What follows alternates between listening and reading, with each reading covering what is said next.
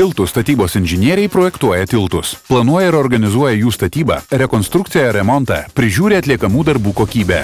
Atsižvelgdami į statinio tipą, tiltą, viaduką ar tunelį, parenka tinkamus technologinius sprendimus, priemonės ir medžiagas, paskirsto darbus. Gali dirbti tiltų ir kitų transporto inžinerijos statinių projektavimo, statybos, eksploatavimo įmonėse, konsultavimo ir mokslinius tyrimus atliekančiose institucijose, kurti savo verslą. Esu Laimonas. Man 18 metų. Domiuosi tiksliaisiais mokslais – matematika, fizika bei chemija. Laisvalaikiu žaidžiu krepšinį ir sklandau. Būsiu lakūnas ir skraidysiu komercinėse avialinijose. Esu Martynas, man 19 metų. Patinka biologijos bei chemijos pamokos. Laisvalaikiu žaidžiu tenisą ir golfą, taip pat groju saksofonu. Noriu studijuoti odontologiją ir atsidaryti savo privačią odontologijos kliniką. Esu Aistė, man 17 metų, man patinka geografijos ir biologijos užsienio kalbų pamokos. Laisvalaikiu aš kuriu dokumentinius ir meninius filmus apie jaunimą. Noriu dirbti aplinkosaugos srityje ir rūpintis miškais.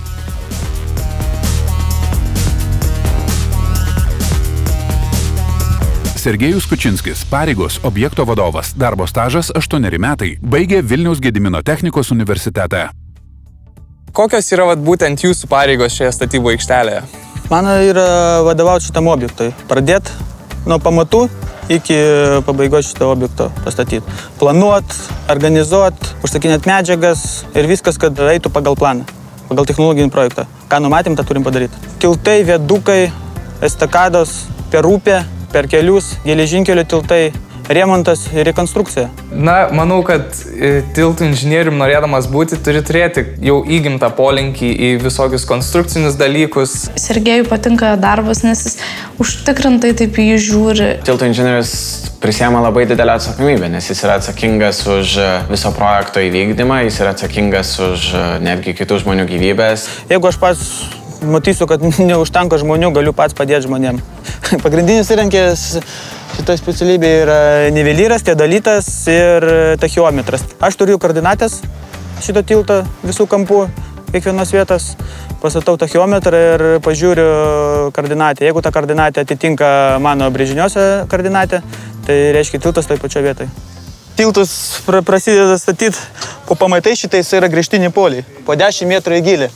Šito pastoliaus vieną koją atlaiko 6 tonas. Ir kai bus užbetonuota visa perranga, pilnai svoris bus apie 5000 tonų. Visą konstrukciją svers. Ofise vien tik tai yra popieriai, čia yra surinkti visas deklaracijas, užpildyti darbų žurnalus, darbų saugos žurnalus, užpildyti visus tabelius, paskaičiuoti žmonėms atlyginimus. Visas darbas prie popierizmo. Manau, kad iš tikrųjų yra įdomu organizuoti darbą, o tas popierizmas tiesiog lieka nuošalyje kaip, greičiau atliekamas darbas. Parodyk, leist taip pat žemyn. Taip. Ja. Dabar ką rodyk? Rodyk. Parodyk stopą taip pat. Dabar nuimam šitus. Vadovavome kranui ir tai buvo turbūt įdomu, nes tas kranas toks didžiulis renginys. Jis buvo, kaip koordinatorius ir ženklais rodė krano operatoriui, kaip ir kur ką daryti. Martynas visai gerai perprato tą ženklų kalbą, pakankamai greitai. Po mokyklos tai reikalinga matematika, fizika, pagrindinė šitie dalykai yra matematika ir fizika. O universitete ten kokie ten yra dalykai? Statybinė mechanika, medžiagų atsparumas ir medžiagotyra. Kurie mėgsta lyderiauti ir taip pat kurie gerai organizuoja savo darbą, kadangi, manau, tai yra 2 svarbiausios savybės. Išmanyti šią sritį, turėti inžinerinių žinių. Aš pradėjau nuo inžinieriaus darbo, pabaigiau statybos kelių ir geležinkelių inžineriją, įsidarbinau į statybos įmonę inžinieriumi. Po truputį, metai po metai, gavau praktikos ir dabar dirbu objekto vadovu.